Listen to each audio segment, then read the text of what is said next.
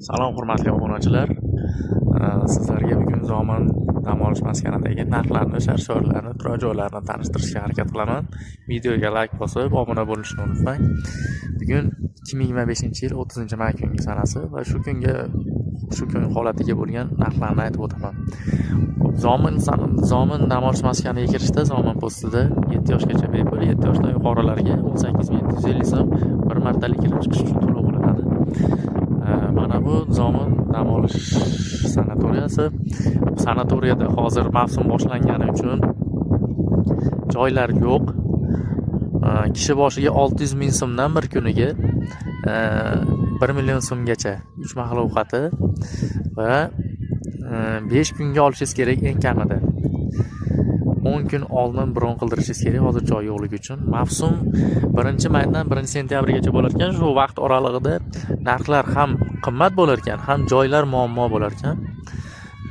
Mana bu ko'rib turganlaringiz 2 qavatli binolar, barchasi shu общежитlar, ko'pchilik shu yerda yotadi va dam oladi. Mana bu yerda tog'larda odamlar chiqib dam olyapti. Bu yerda 2 qavatli domlar va 4 qavatligi bor. Bitta 2 qavatli domda tualet, hammomi alohida har bir xonaning o'zida 2 kishilik, 4 kishilik joylari bor. Hozirgi narxlari 300 ming so'mdan 350 ming so'mgacha. Qolgan barchalari 200 ming so'mdan. Ularda tualet, hammomi bitta pod'ezd uchun общий joylashgan bo'ladi, oshxonasi ham общий. Mana bu Sharshara yonida mehmonxonasi bor. 600 ming so'mdan bir kishi boshiga. Sharsharaga kirish 5 ming so'm to'lovi. Bir kunda shu 5 ming so'm to'lov qilasiz, xohlaganda kirib chiqib yuraverasiz. Mana kanatkani ko'rgan bo'lsangiz, bu deyarli 2 kilometr masofani bosib o'tadi.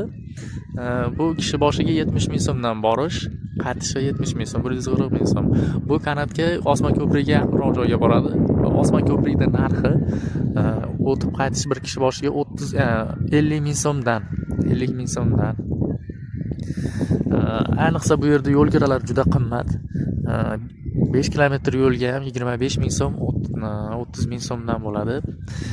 Mana shu 1-maydan sentyabrgacha bo'lgan oralig'ida narx teng baravar oshadi.